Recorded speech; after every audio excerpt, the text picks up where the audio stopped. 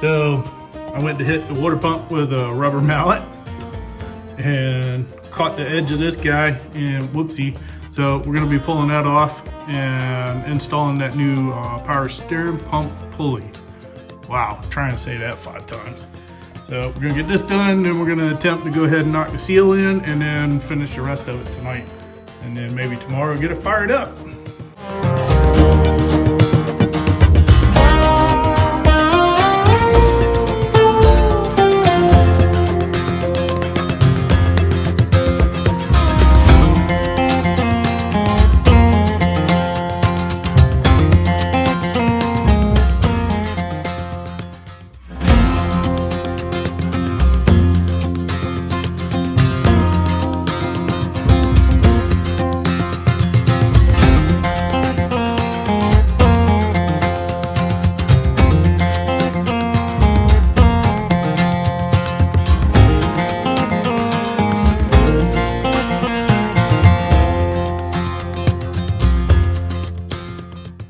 Check this out. This is the new main shaft seal. Yeah, so as you can tell, let me see if I can zoom in on it here for you. As you can tell, it has 2 lips on it instead of nothing. So yeah, so we're getting ready to install that and get this thing put back together. Let's get to work, get this put in, then we can put the rest of the stuff on and then hopefully fire this thing up by tomorrow afternoon. All right, so here we go. So the seal, there's a spring. You see that? So to help keep it from coming out, I like to take a little bit of grease and smear on the inside of it. Not the outside, but the inside of it. And it's not a fail-safe, but it typically will hold that spring in there while you're putting it on. And then I'll lube this seal up right here. And being this one is a nitrile outer coating, I'm not going to put any anaerobic sealer on it. Usually if it's a steel sleeve, it's on the outside, I'll put anaerobic sealer on it and then tap it in. And here's another great tip. Don't throw any of your bearings and races away. I don't have the seal installer that I need here. So guess what? This is a race. I can't remember what it come off of. It's an old Timken bearing, probably a differential. But it just happens to fit that seal perfectly, so I could tap on it and get it recessed into the timing cover. So that's what we're going to work on right now. We're going to get a light on this thing, and I'll bring you back and angle the camera down so you can see what's going on. All right, so I've got you guys set up looking straight down on the top of the timing cover. I've actually was able to push it in a little bit with my fingers. That's what's great about these nitrile covered seals. Let me get a rubber hammer. Okay, I try not to ever use steel on aluminum, just to give it a nice love tap, get it tapped in. Look how easy that goes in. Plus you don't want to nick your crank. This one's already been nicked once. I don't think I did that, but anyway. Put that race on there. Try not to hit your fingers. Get it recessed all the way in. And drop your light. This is the new harmonic balancer. I've already gone ahead and greased the surface here for the seal. I've already installed the seal. I've got the harmonic balancer installer tool in, ready to go. Got the seal all lubed up also in the inner lip and on the back side of the seal to hold the spring in, just in case it wants to pop out, but I've never had it pop out. And yeah, so let's get to putting this new harmonic balancer on and get this thing running. Okay guys, so check it out. We got the harmonic balancer installed, got it torqued down and marked just in case that bolt wants to back out. Also put some blue Loctite on that, not red. And I went ahead and marked the power steering pump pulley just in case it wants to spin on that shaft sometime, and that way I can tell. But anyway, now we're going to work on the thermostat and the water pump. That's coming right along. Hope you guys are enjoying it. Alright guys, next on the list is this bypass tube that needs to go into the water pump. It's already got a thread sealant on it. We're going to go ahead and just thread it in. And then what I recommend, before you bolt everything up, put your gasket on. offer it up to the engine and make sure this tube is in the right spot. So we're gonna go ahead and rotate that in place. It doesn't take much. Usually give it 1 or 2 turns. This is gonna be good right here. Yeah.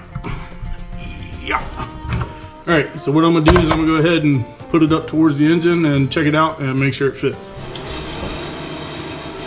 Offer it up.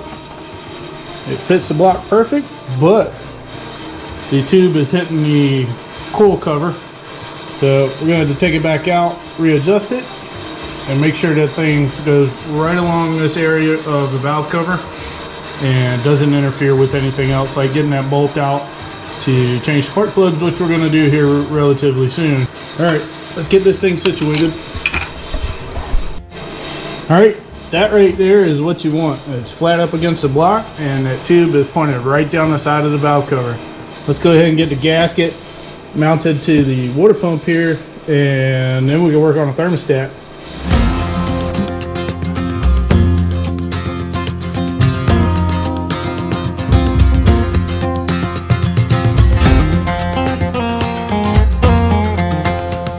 All right, I typically don't like doing this, but I'm gonna put a little bit of RTV on this gasket just because I don't trust this gasket. And the block has a little bit of imperfections on it. So we're just gonna put a little bit.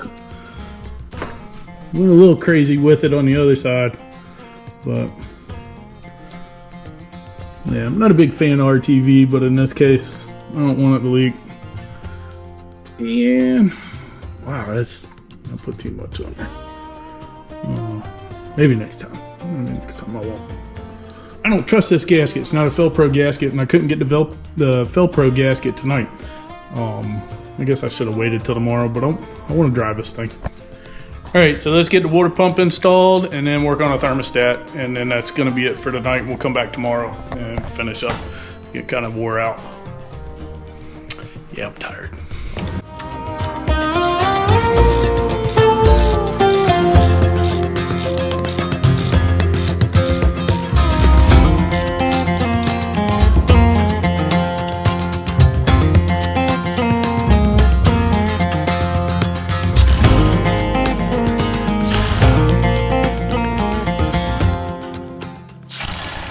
And I'm working on the thermostat here now. How many of you guys know about drilling a hole in the top of your thermostat to let the air pockets escape out of your cooling system? Yeah, it makes it a whole lot easier when you're filling it up and also getting that air out of that system when you're trying to bleed it. I'm gonna go ahead and work on getting the thermostat in and go ahead and put the serpentine belt on, and then tomorrow we'll continue this endeavor and try and get this thing fired up. Oh, got a new radiator too we're gonna be putting in. Be right back.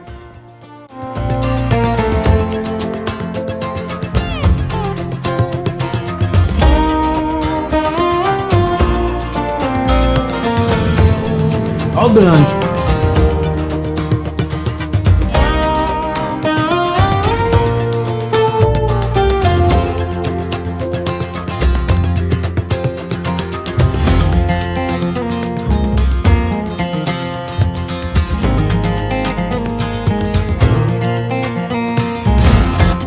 All right, guys, check it out. So, sorry, I jumped ahead.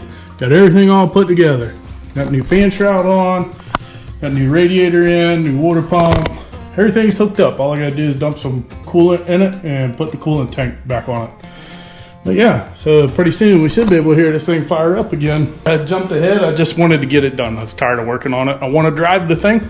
So let's get some coolant in it and get the coolant tank back on it and see if it fires up and no codes and no leaks.